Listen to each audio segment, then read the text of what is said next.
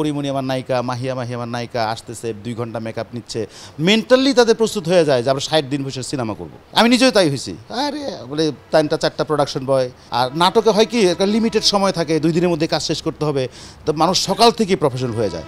তো ঘুম থেকে উঠেই আমরা কীভাবে ৫টা সিকোয়েন্স করে ফেলবো, 10টা সিকোয়েন্স করে ফেলবো। প্রেশার যখন বেশি পড়ে, কাজের লোড যখন বেশি পড়ে, একটু খিটখিরে হয়ে যায়। ডিরেক্টর একটু চিল্লাচিল্লি করে, ভাই তাড়াতাড়ি সান চলে গেলো, ওই মুখ চলে গেলো, এই খাবার নাই। কারণ আপনি তো কালকে শিডিউল নাই। সিনেমাতে এটা নাই, আনলিমিটেড থাকে। একজন নায়িকা কন্ট্যাক্ট করছে, এই সিনেমা শেষ অবধি সে কাজ করবে, একজন হিরো শেষ অবধি কাজ করবে, তখন তাদের ওই প্রেশারটা থাকে না। আপনি নাটক এবং সিনেমা দুই জগতে আসলে আপনার কাজ করার অভিজ্ঞতা রয়েছে ডিরেক্টর হিসেবে। হ্যাঁ, তো বিভিন্ন সময় আসলে শুনি, হ্যাঁ, যে কম্পেয়ার করা হয় যে নাটকের পরিবেশ সিনেমার পরিবেশ। হ্যাঁ, আপনার কাছ থেকে আসলে জানতে চাই, যেহেতু আপনি দুটাতে কাজ করেছেন। আচ্ছা, এখানে একটা কথা, খুব গুরুত্বপূর্ণ কথা।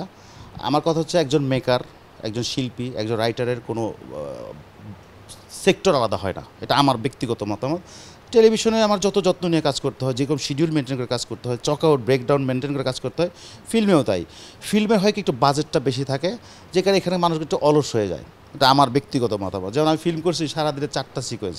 পরিমণি আমার নায়িকা, মাহিয়া আমার নায়িকা আসতেছে, ২ ঘন্টা মেকআপ নিচ্ছে, মেন্টালি তাদের প্রস্তুত হয়ে যায় যে আমরা ৬০ দিন বসে সিনেমা করব।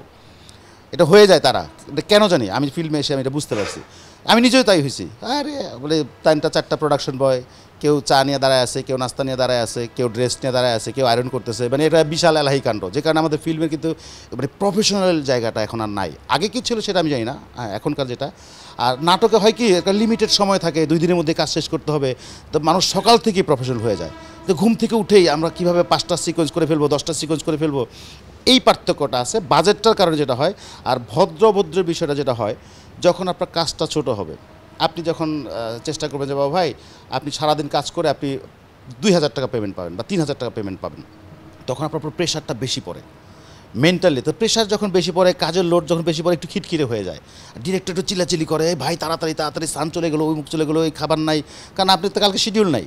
সিনেমাতে এটা নাই, আনলিমিটেড থাকে। একজন নায়িকা কন্ট্যাক্ট করছে, এই সিনেমা শেষ অবধি সে কাজ করবে, একজন হিরো শেষ অবধি কাজ করবে, তখন তাদের ওই প্রেশারটা থাকে না।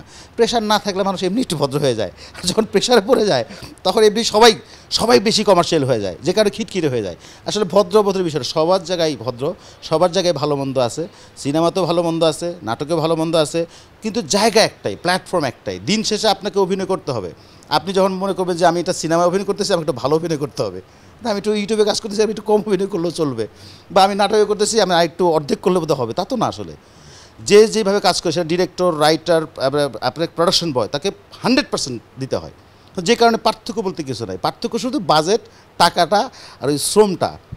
আপনি বাংলাদেশে চাকরি করলে যেমন 8 ঘন্টা ডিউটি করতেছেন, ঘুরে ফিরে আরামসে, জাপানে তো যেতে পারবেন না। পরিবেশটা, জাপানের পরিবেশে, কাজের পরিবেশের চেয়ারেই যদি ঘুম পায়, চেয়ারে 10 মিনিট ঘুমাও, বাইরে যেতে পারবে না।